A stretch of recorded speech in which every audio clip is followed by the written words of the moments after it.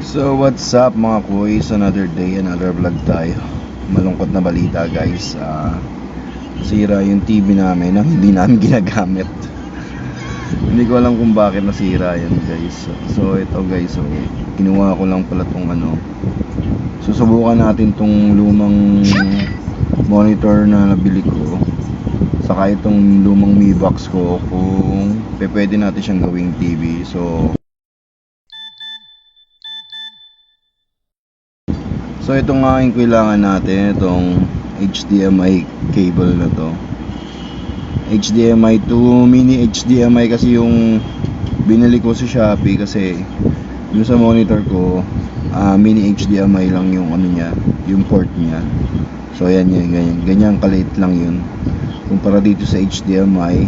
Ito naman yung gagamitin natin dito sa Mi Box. Yan, diyan natin kakabit dyan. Tapos itong mini HDMI ito, yan, kung mapapansin nyo, magkaiba sila ng size. Mas maliit yung mini HDMI kasi nga mini nga. Ito naman, dito naman natin kakabit dyan sa may port na yan. Tapos ito naman sa power. So medyo latest tong nabili natin monitor, kaya type C yung power na kailangan natin dyan, type C cable. So ayan guys, tingnan natin kung magwo-work siya, kung pwede ba talaga tong lumang monitor na to. Ayan, bumili nga pala ako na itong power supply na to. So ito yung adapter na gagamitin natin, yung 66 watts na to, which is my charger.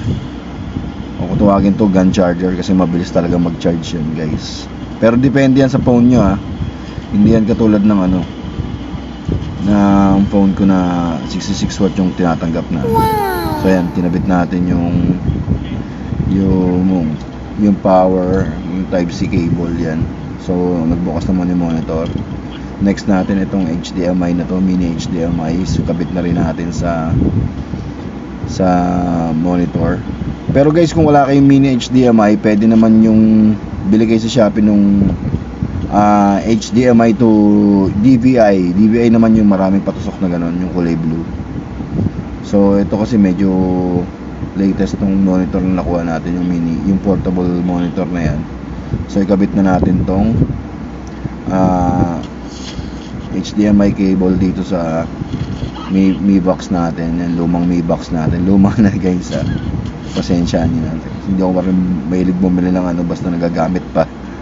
So syempre kailangan natin ng power off. Mali tayo ng kabit, power supply dyan, and then saksak natin yan sa 220 volts. Yan, tingnan natin the moment of truth.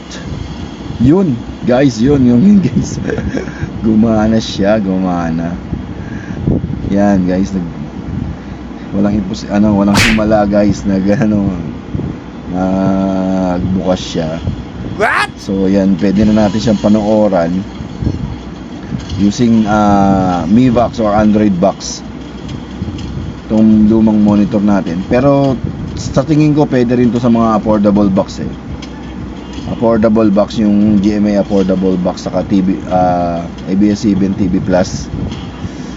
So ayan guys, ito yung isa sa mga sakit ng Android TV or Android Mi Box, ganyan, yung hindi makakonect sa internet. So ayan, kung mapapansin nyo yun guys, so yung mga apps dyan, limit konti lang, kasi hindi siya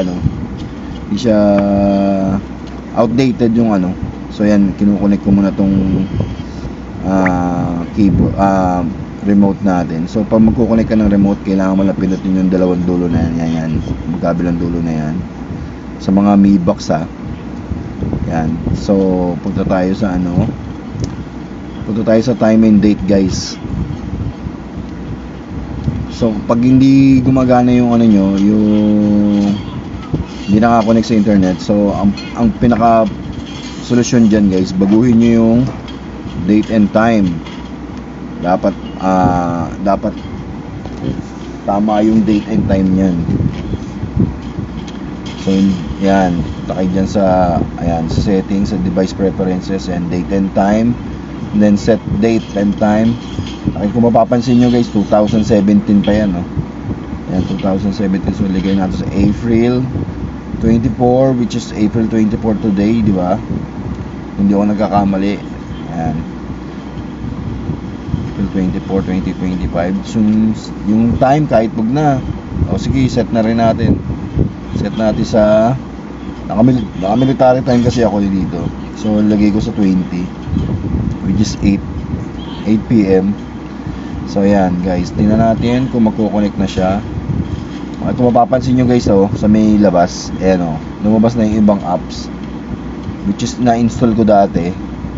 Kaya, ayan, lumabas na siya kasi tama na yung date and time. Ayan, testingin natin dito guys kung magpi-play itong Disney. Kasi nakasubscribe ako dito sa Disney. Ayan, number 3.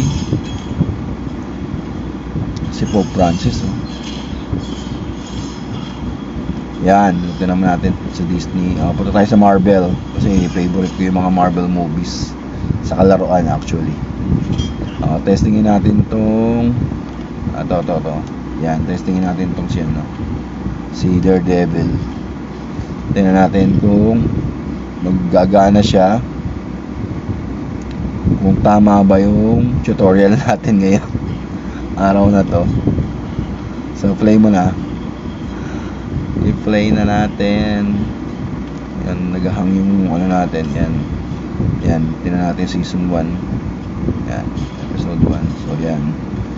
Okay, working naman siya. Working goods mga. So pwede pala yon guys. Pwede pala yung ating lumang monitor. Gagawin nating TV or Android TV gamit ang Mivox. Saka ang lumang monitor natin. So kung nagustuhan mo itong video na to guys, ayan nagpe-play siya, di ba? Working na working siya, walang himala. So guys, kung nagustuhan mo tong tutorial na to, pa-like and share naman mga sir. Yan, pa-like and share na itong ating video. Salamat.